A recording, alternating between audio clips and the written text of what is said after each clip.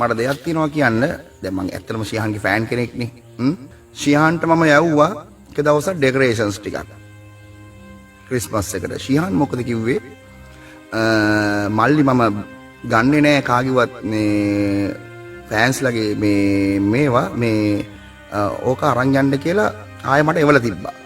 ඒක පළවෙනි කාර්යය. එතකොට මම දැක්කා කේක් එකක් දුන්නම ඒ කේක් එක ගන්නවා. රත්තරන් මාලයක් දුන්නම රත්තරන් මාලේ ගන්නවා. එතකොට මේ පළවෙනි කාරණාව මේ ඊට පස්සේ තව දවසක් මේ ඔය කොන්සර්ට් වලට ගියාම මේ හරි ෆෑන් කෙනෙක්නේ ෆොටෝ එකක් ගන්න ගියා. හරි මල්ලි ෆොටෝ එක ගමු කිව්වා. මම මෙහෙම මේ වීඩියෝ කෝන් කරා කියලා හයියෙන් ගියා. ඒ පළවෙනි කාරණාව. තව එකක් මේ එදා මේ ශිහාන් මීරංගට කෝල් එක අරන් කියන්නේ ගම ආන්සර් කරේ නෑ. ඊට පස්සේ කමෙන්ට් ලිස්ට් එකේ වැටුනේ ඒ උඹ කුටි කෑවා මමත් බීලානේ හිටියේ. හරිද? දැන් ඔතන දැන් උඹලා ඔය බලන කෝණේ බලපුවාම උඹලා හරියට බැලුවොත් ඔය කෝණේ මේ දැන් දැන් අපි මිනිහම් මාරලා නම් ශිහාන් මීරංගට ගහලා නම් අන්න එහෙම කමන්නේ. තව එකක් මේ දවස්වල ශිහාන් මීරංගට මල් හම්බෙන්නේ නෑනේ. දැන් මේ දවස්වල රවින්ද්‍ර තමයි මල් හම්බෙන්නේ. අන්න ඒක තුරුම්පුවක් කරලා තමයි මට ගැහුවේ ශිහාන් මීරංග අනිත් පැත්තට. මොකද දැක්ක අවුරුදු 3කට කලින් ඕක කියන්න තිබුණා. හරි. මම කුණු හරපයක් කිව්වා.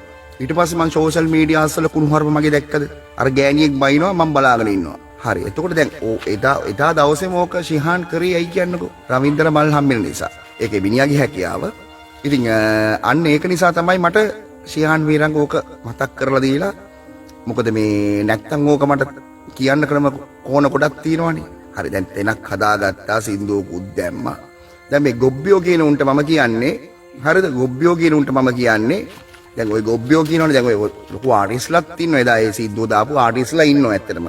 දැන් ඔය දැන් කට්ටියම දැන් මගේ පැත්තට දාන්නේ දැන් අපිට හැකියාවක් තියෙනින්දනේ අපි ට්‍රෙන්ඩින් ලිස්ට් එකට වැටෙන්න මේ සින්දුවක් අවුට් කරේ. ඔයාලට තේරෙනවා? එතකොට දැන් රවින්දල වැඩ වැඩි ශිහාන්ට වැඩ අඩුයි. ඒ අන්න එක තමයි මාව මේන්ටේන් කරලා ගැහුවේ අනිත් පැත්තට යන්න. තේරෙනවද? මාත් ගොනා වගේ ගිහලා ටෙඩි බේත් දුන්නා. රීච් එක පොඩ්ඩක් වැඩි වෙයිද කියලා. අම්මට සිරි ශිහාන්ගේ මගේ නෙමෙයි. අන්තිමට ශිහාන් එකෙන් පෝජිනම දුන්නගේම ගානට පාරණකම් මතක් කරලා. අන්න එක තමයි සීන් එක. උඹලා දන්නේ නැත්තම් දැනගනින්කෝ. එතකොට ශිහාන් මීරංග ඔය කියන තරම් ඔච්චර බැඳීමක් තිබ්බනම් හරිද? මේ මට එයාගේ මියුසික් ට්‍රැක් ටික දෙනවකෝ. ඒක දුන්නේ නැහැ. ඒ පළවෙනි කාරණාව. බොරුනේ කියන්නේ. දැන් මගේ වෙඩින් එකට මම 30ක් ගත්තට මම කව එකක් කරන්න මේ රුපියල් 40000ක් විතර යනවා වීඩියෝ එකට මේ 15000යි. එතකොට ශිහාන්ගේ උපන්දිනේට මම රුපියල් 30000ක් විතර වේදම් කරලා ඇඳුම් වලට 50000ක් විතර ගිහිල්ලා මම මේ ශිහාන් මීරගේ කව එකක් කරලා දෙනවා. ඒතකොට මම හොටෙල්ස් වලට වෙඩින් බුකින්ස් බලන්න මේ ශිහාන්ව බලන්න ගියාම සමහර දවසට රුපියල් 5000ක් 6000ක් දීලා හොටෙල් එකේ ඉඳලා එනවා.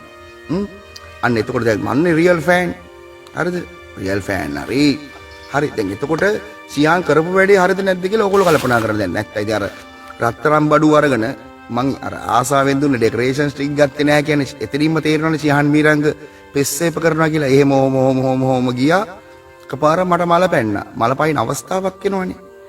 එදා ඉතින් වදනක් කිව්ුණා කරන්න දෙන්නේ නැහැ ශිහාන් අයියා. ඕකේ. ඉතින් ඒක ඇත්ත.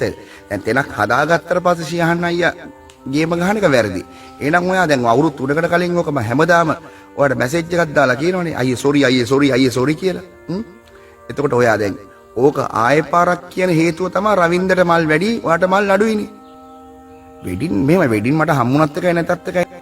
හරිද? එතකොට දැන් ශිහාන් මීරංග හොඳ මිනිස්සයා. අපි නරක මිනිස්සු.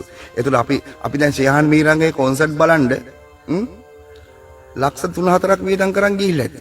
එතකොට කවුද කොයන්නේ?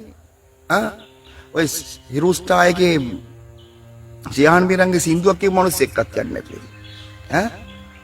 ශිහාන් මීරංග හම්බුනේ මට 2007. හරිද? 7 ඉඳලා එතකොට අවුරුදු මේ 15ක් 16ක් වෙනකන් ගණන් ගත්තේ නැහැ ඉතින්. අන්තිමට මල පැන්නා ඉතින්. ඒකයි උනේ ඇත්ත කතාව. තේරෙනවද? දන්නේ නැති නිසා මේ කියලා දුන්නේ කට්ටියට. හරිද? තේරෙනවද? මේකේ ලයිව් ආවා කියලා මට මේකේ සල්ලි හම්බෙන්නේ නැහැ. හරිද? මම නිකන් වීඩියෝ එකක් දැම්ම නම් මට සල්ලි හම්බ වෙනවා. සල්ලි නිකන් මේ බොරුවට මේ බැනුම් හාපු සල්ලි හම්බ කරන්න ඕනේ නැද්ද? අන්න ඒකයි මම කියන්නේ. ඒතකොට දැන් නලු නිලියෝ අපෝ ඔබ දැන් අර රුවන් හෙට්ටිය ආරච්චි දාලා මේ මොනවා තියෙනවා මේ ඔබ ඊට කලින් රුවන් හෙට්ටිය ආරච්චි දුක විකුණලා ඔයාට අමල් මොකද්ද කිව්වේ කියන්නකෝ දුක විඳලා දුක පෙන්නලා මේ සෝෂල් මීඩියා වීඩියෝ කැමරාවට පෙන්න ඔයා දුකනේ එතන පෙන්නුවේ හරිද හරි ඔයාට වඩා මං කොහොමත් කැඩ්ඩ තමයි ඉතින් නැද්ද බං හරිද තව නළුවෙක් දාලා තියෙනවා ඔබ කොට කලින් කරන්න තිබ්බේ කියලා මම එතනින් චාටර්නේ ඉතින් මම නෝන්ඩීනේ එතනින්ම එතරනේ සියහන් මීරංගට මම සියහන් අයියට කෝල් කරලා කිව්වම සියහන් අයියා මොකක්ද දන්නවද කිව්වේ මල්ලි ඕක මට කියලා වැඩක් නැහැ ඉරාජ්ට කියන්න කිව්වා අන්න මිනිස්සු ඒතර අපි ගණන් ගන්න නැහැ නේ බං අපි ඒව කල්පනා කරලා මල පයින් අවස්ථාවක් ඇති වුණා දැන් උඹලා ඔය කිව්වට සියහන් මීරංග හොඳ චරිතයක් කියලා රවින්දට මල් වැඩි සියහන්ට මල් අඩුයි අන්න ඒක තමයි ඔතනින් මේන් කරලා ගහපු ගේම